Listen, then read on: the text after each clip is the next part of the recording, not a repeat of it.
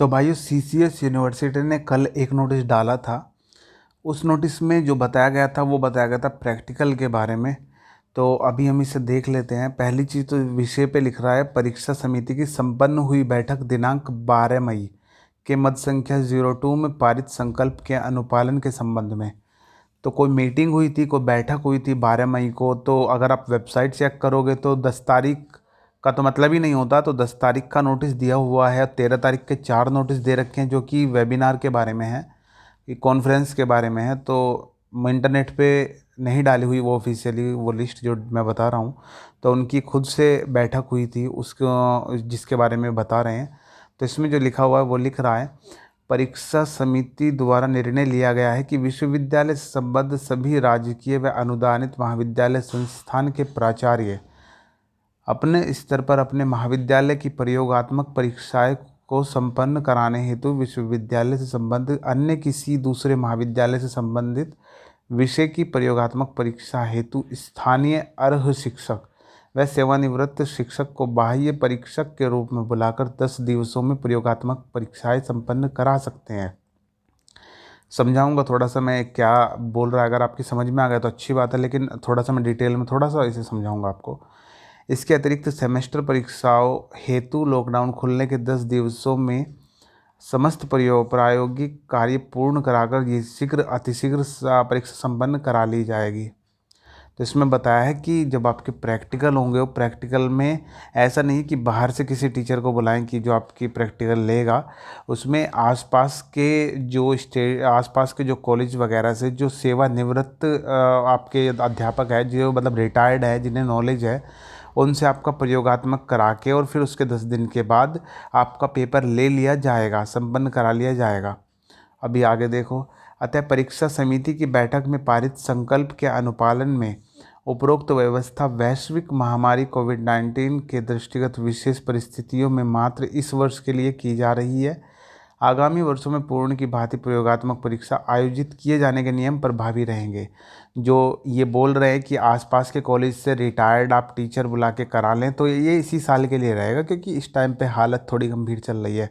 अगर आप सोचो कि अगली बार के लिए भी होगा, तो ऐसा नहीं है। अगली बार जैसे होते आए हैं वैसे होंगे। प्रायोगिक परीक्षाओं के संपादन में की गई यह शिथिलता मात्र वर्ष 2020 की परीक्षा के लिए ही अनुमान्य होगी। वही चीज़ है जो मैंने अभी बताई है, ठीक है। तो ऐसा है कि जैसे इन्होंने बोल दिया कि प्रैक्टिकल होने हैं, तो इन्होंने बोला है कि प्रैक्टिकल करा सकते हैं, क्योंकि उत्तर प्रदेश में बहुत से ऐसे भी जगह ज़िले हैं जो मतलब ग्रीन जोन में आपके आ रहे हैं, तो वहाँ पे शायद होने की संभावना है अभी। और थोड़ा सा मैं आपको बता दूँ, और भी मैंने थोड़ा सा कुछ आपके लिए लिख के रखा है यहाँ पे। देखो, जो मैं भी आपको बता रहा था कि उन्होंने बताया कि 12 तारीख का को बैठक हुई थी, तो मैंने इसमें चेक करा था, मैंने सारे नोटिस ही चेक करे हैं। तो 12 तारीख के बाद अगर कोई बैठक हुई थी तो 12 को नोटिस आता है, फिर 13 को आता है। तो 12 और 13 को कोई नोटिस नहीं है, और 10 तारीख को भी वो नोटिस नहीं है। तो यहाँ पे वो नहीं है जो मैं बताना चाह रहा था आपको। आज सुबह के न्यूज़पेपर में दिया हुआ देखिए क्या है। कल का जो था, कल का मैं एक बात बता दूं आपको। कल अभी इस पोस्ट को डाले हुए 12 घंटे हो गए।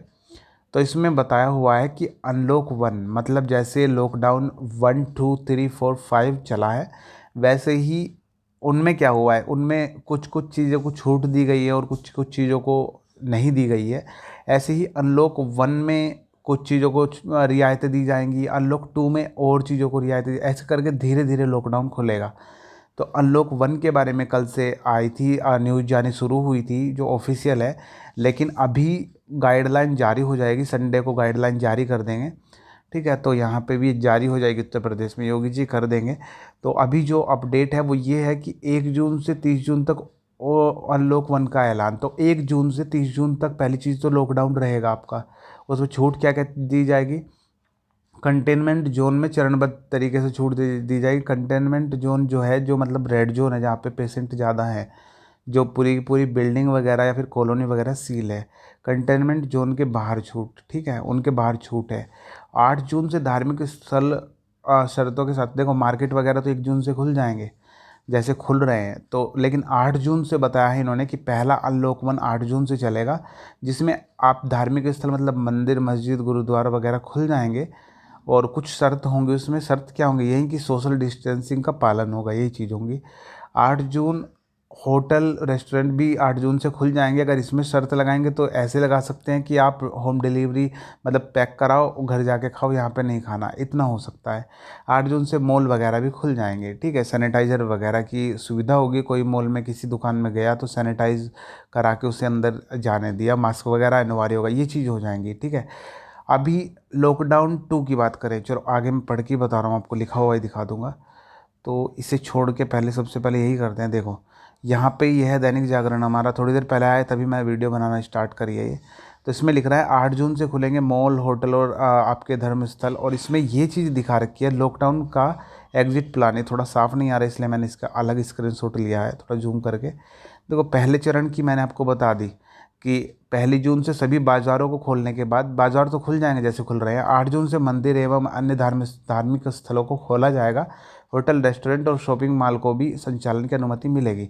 अभी दूसरा चरण है हमारे काम का, जिसमें लिख रहा है कि राज्यों से विमर्श के बाद स्कूल, कॉलेज, कोचिंग सेंटर व अन्य शैक्षणिक संस्थाओं को खोलने के बारे में जुलाई में निर्णय लिया जाएगा। जुलाई में निर्णय लिया जाएगा। तो जो नोटिस मैंने आपको पढ़ के अभी बताया है उसमें प्रैक्टिकल का थोड़ा सा जो बताया वो थोड़ा सा मतलब डाउट में लग रहा है।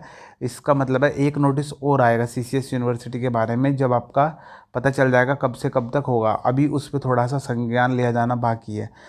तो आगे लिख रहा है इसमें बच्चों के परिवार व अन्य संबंधित लोगों से भी राय ली जाएगी। तो आपसे राय ली जाएगी और गाइडलाइन, जैसे ही कोई गाइडलाइन आएगी उसमें से जितनी भी स्टूडेंट की न्यूज़ होगी, सारी न्यूज़ मैं निकाल के आपको, अगर मान लो 40 मिनट का कोई न्यूज़ है और उसमें से स्टूडेंट की 4 मिनट की न्यूज़ है तो 4 मिनट की मैं अलग से वीडियो डाल दूंगा। सेम टू सेम नहीं डाल सकता, कॉपीराइट स्ट्राइक आएगा। इसलिए मैं सारे वर्ड टू वर्ड लिख के जैसे मैं अब तक बताता आया हूँ ऐसे मैं आपको बता दूँगा। अभी तीसरे चरण की तो बात ही नहीं है इसमें, तो थोड़ा सा मेट्रो, सिनेमा, जिम, बार ये सब कुछ है, ये हमारे मतलब का नहीं है, ठीक है। ये हो गया आपका जो था कटिंग हो गई, ये मैंने पढ़ दी। इसका मतलब नहीं है क्योंकि इसमें से ही वो थी, ठीक है, ये मैंने पढ़ दी। अभी जो मेन चीज़ आई है, एक तो ये देख लो आप, मेरठ के हाल इससे पता चल जाएंगे। ये अमर उजाला मेरठ सिटी की खबर अमर उजाला अच्छी देता है। देखो इसमें जो है मैं बता रहा हूँ आपको, मैंने थोड़ा सा एक छोटा सा पैराग्राफ में पढ़ूंगा, ज़्यादा नहीं, जितना भी दिख रहा है उतना मैं पढ़ूंगा जो काम का है आपके। लॉकडाउन की अग्नि परीक्षा में, देखो पहले तो हेडलाइन देख लो, लॉकडाउन 5 में शहर को नहीं मिलेगी राहत। तो ये मेरठ की बात कर रहे हैं। तो लॉकडाउन की अग्नि परीक्षा में मेरठ पास नहीं हो पाया। ऐसे में 1 जून से लागू होने वाले लॉकडाउन 5 शहर के लोगों को राहत मिलने की संभावना नहीं है। जिला प्रशासन ने कोरोना संक्रमण की मौजूदा स्थिति को देखते हुए आगे की प्लानिंग शुरू कर दी है। जिला प्रशासन ने स्पष्ट कहा है कि फिलहाल रेड जोन में होने के कारण मेरठ की स्थिति यथावत रहेगी। राज्य सरकार की लॉकडाउन 5 को लेकर जो गाइडलाइन आएगी उसका अनुपालन कराया जाएगा। इस संबंध में राज्य सरकार ने पूर्व में ही यह अवगत करा दिया था कि जिले में संक्रमण की स्थिति को लेकर उस जिले के जिलाधिकारी आवश्यकता के अनुरूप निर्णय लेंगे। जिलों में मरीजों की बढ़ती संख्या प्रशासन और स्वास्थ्य विभाग के लिए भी मुसीबत खड़ी कर रही है। शनिवार तक जिले में संक्रमण से 27 लोगों की मौत हो चुकी है। वहीं कोरोना संक्रमण के जिले में अब तक 419 मरीज मिल चुके हैं। हालांकि इनमें से 302 मरीज स्वस्थ होकर अस्पताल से डिस्चार्ज कर दिए गए हैं, जबकि 94 अन्य मरीज आइसोलेट है। तो ये थोड़ी सी स्थिति है मेरठ की। तो मेरठ की थोड़ी सी हालत गंभीर है, तो वहाँ पे थोड़ा दिक्कत का सामना करेंगे लोग। और एक ये मेरठ का थोड़ा सा ये और देख लीजिए, ये काम का हो सकता है, शायद हो सकता है यूनिवर्सिटी की वेबसाइट पे भी आ जाए। सीसीएस यूनिवर्सिटी ने 3 जून से परीक्षा फॉर्म हो सकते हैं ऑनलाइन। देखो आप पेपर वगैरह तो देने बाहर नहीं जा सकते हो, लेकिन ये जो है विचार किया जा रहा है। इसमें देखो क्या लिख रहा है, स्टार्टिंग से पढ़ के बता रहा हूँ। सीसीएस यूनिवर्सिटी कैंपस कॉलेज में बीएड और विभिन्न सेमेस्टर कोर्स के परीक्षा फॉर्म 3 जून से खोलने की तैयारी कर ली गई है, ठीक है। क्योंकि बहुत से ऐसे एग्ज़ाम हैं जिनके पहले परीक्षा फॉर्म भरे जाते हैं, फिर उनके पेपर होते हैं। तो पेपर कैसे होंगे? पहले एग्ज़ाम फॉर्म भरे जाएंगे उनके, जिनके बैक वगैरह है, एक्स वगैरह, उनको मिला करके। तो इसमें लिखा है आगे कि फॉर्म ऑनलाइन किए जाने के बाद छात्र छात्राओं के साथ कॉलेज को भी काफ़ी समय मिल जाएगा। विश्वविद्यालय प्रशासन ने तय किया है कि अगर लॉकडाउन की अवधि बढ़ती भी है तो अंतिम तिथि को आगे बढ़ा दिया जाएगा, ताकि समय में छात्र छात्राओं के फॉर्म भर जाएं। जिन विषयों के रिजल्ट नहीं आए हैं उनके भी परीक्षा फॉर्म एडवांस में भरवाने की तैयारी है, ठीक है। तो ये कुछ न्यूज़ थी, बाकी का इसमें सब कुछ यही लिख रहा है, आप स्क्रीनशॉट लेके इसे पढ़ सकते हो खुद से।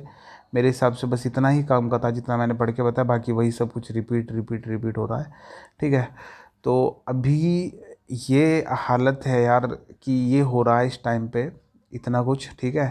तो इसके बीच में उन्होंने बता दिया कि 3 जून से परीक्षा फॉर्म ऑनलाइन हो सकते हैं। परीक्षा फॉर्म अगर निकल गए तो लोग जाएंगे कैफ़े पे। कैफ़े क्या है, कैफ़े बंद है आपका, तो थोड़ा सा दिक्कत का सामना करना पड़ेगा। कैफ़े पे अगर ऐसे फॉर्म निकलते हैं तो भीड़ लगती है वहाँ पे जाके। ठीक है। अगर ज़्यादा भीड़ लगती है कैफ़े पे तो फिर गलती होने के चांस होते हैं।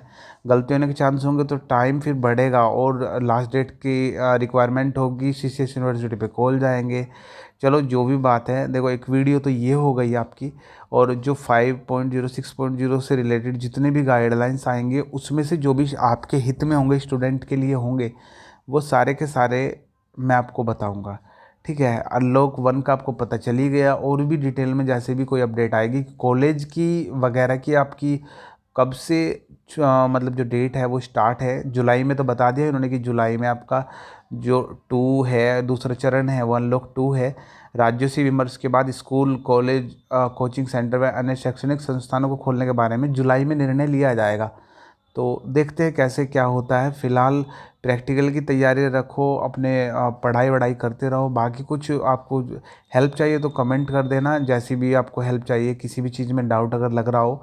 बाकी जितनी भी अपडेट मुझे मिलेगी मैं आपको बताऊंगा। ठीक है। तो चलो सही है। बाकी अगर मैं फिर भी कुछ बताने से भूल रहा हूँ इस वीडियो में, आपको कुछ भी पूछना है तो मुझे आप कमेंट कर लेना। ठीक है।